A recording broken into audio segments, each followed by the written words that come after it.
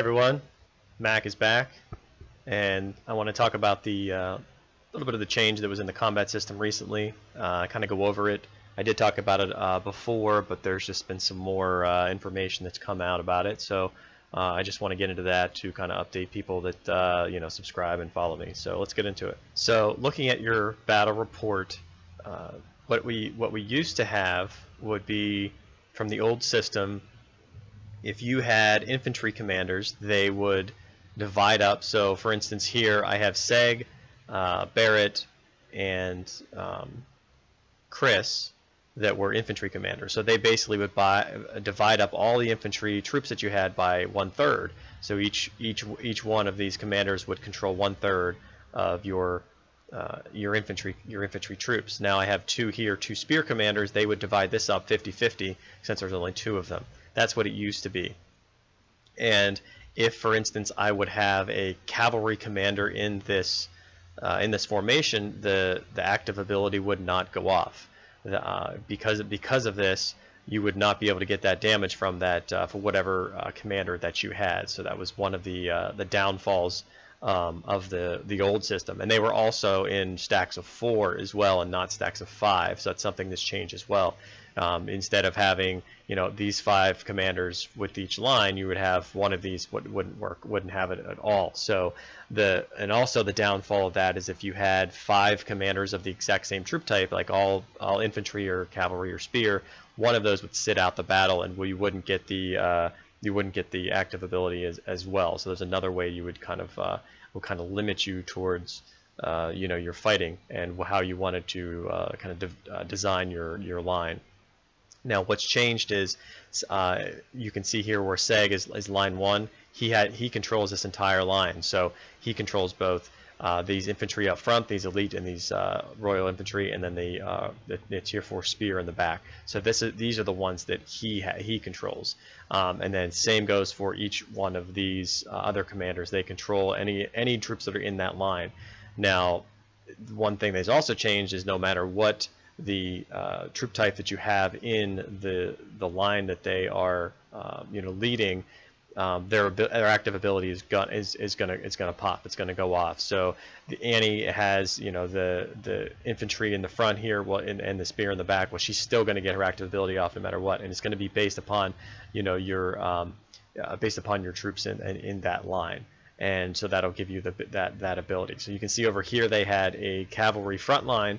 So Julian and Annie are going to be doing more damage to that front line that they have, whereas their commanders over here, for instance, like Merrill, he's a cav commander commanding this front line, is going to do more damage to this line over here. Let's go check that out. From here you can see that Seg did his damage. He was in column 2, targeted the A2 lineup, 122,000 infantry, and then used his army skill, the Earthshaker, and the ally lost 2,067 infantry. So that was me getting hit with the 2,067 infantry. Now my Seg, because you can tell right here, if they're in red, that's going to be the enemy. If you're in green, that's going to be you're the ally. That's you. So my column 1 and Seg targeted the B1 lineup and 100,000, over 100,000 cavalry, and used the army skill. So I did 2,460 damage to the cavalry. So that was a lot less. I was a lot stronger than this opponent, so that's why the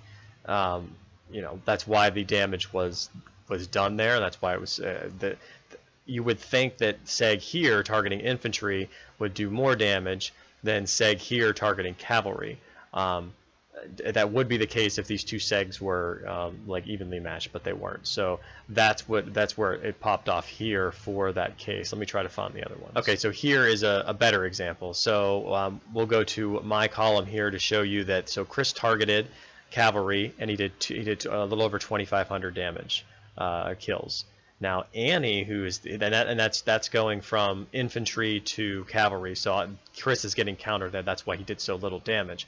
Now Annie, on the other hand, is the counter to the cavalry, so she does 10,000 damage. You can see if this was even, this Chris was doing against infantry, this would be about 5,000 damage. So Annie is doing double that amount of that 5,000 damage. Where you can see here, that's how significant it is getting countered. So Chris getting countered doesn't do much damage, but Annie countering them does 10,000 more damage. So that's why it's nice to have they give this boost or this buff to those commanders and their damage. So looking at in case of Arya being awakened and her 20% extra damage. Well, for instance, in this line here, Annie did, 10,000 damage for a counter. If Arya was here, she was doing a counter to say a spear, and her counter damage would be similar to what Annie has. Then she would do, wherever you were in the her 4-star ability, she would be doing an extra 20% damage for the first time, an extra 30% damage. So just doing that, you have that would be an extra, 2,000 damage for that first time they went off at 20%.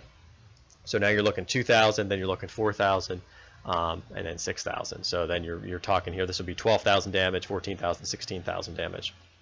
Or I say damage when it's killing cavalry. So it would be doing a lot more damage, and that adds up over every time that her ability pops off. So you're doing an extra 20, 30,000 damage, whatever it may be, especially if you're doing a counter, which is more significant. So something to note when it comes to this new kind of combat system is that the front line is more apt to be breached and I wouldn't say destroyed, but you're more apt to lose this front line to get to the second line, just based on looking at this formation here. These cavalry could come in here, take over this front line, although the spears are countering them.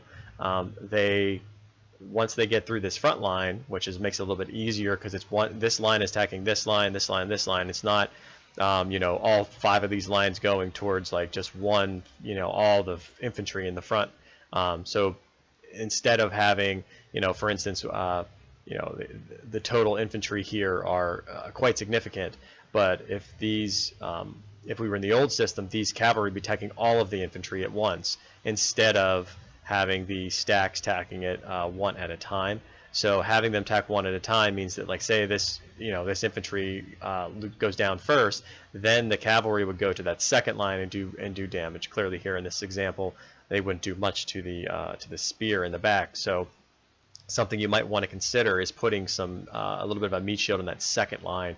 Not a whole lot, maybe just 1,000 or so, just to buff up that second line a little bit, which in the end actually kind of makes more sense to have a total health, total defense increase. But I still don't think that's the kind of the way to go. I still think that total attack is what you're gonna want the attack more than you're gonna want to be buffing up, worrying about, I should say, increasing a total health and total defense. So that's just something also to think about. And also with this system, it's a little bit easier to tank a rally because you can use those total attack commanders to buff up your lines, your troops in your castle. So for instance, with the Arya Awakening, she's actually, especially for free to play, as I had mentioned in that video, she's very, very good for this free to play player. So you want to have her with that 38% total attack. Now you're buffing your entire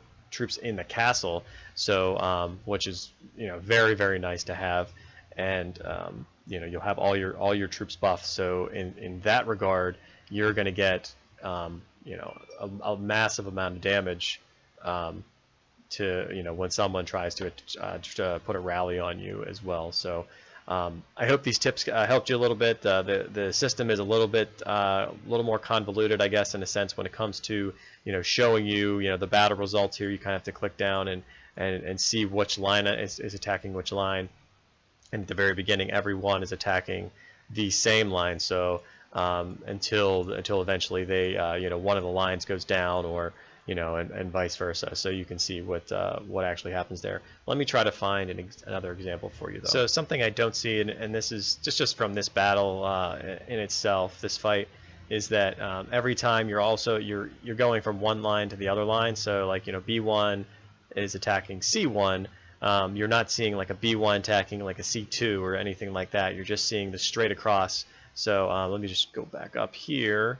And basically what I'm saying is that, like, so when these, this B1 line here, B1 is attacking, they're attacking this A1 line. So they're, this entire line is attacking this line here. It's not the B1 is not going over to like the A2 and attacking that. So that is just something to consider as well about the what is being attacked and what is not being attacked. So if this B, I was trying to find an example, if this B1 line was attacking and got through and crushed this this A1 line, it's going to go to the B1 line instead of trying to help out here in the A2 line.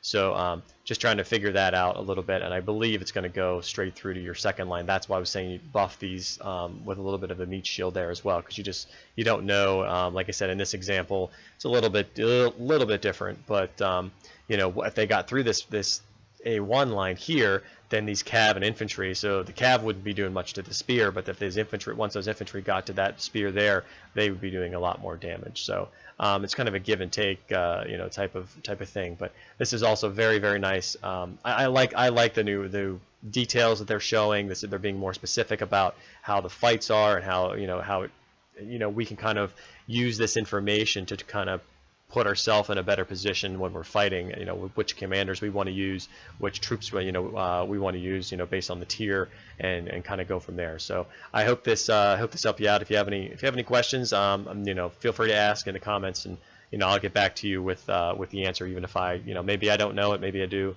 and we'll kind of go from there. So until next time, Mac out.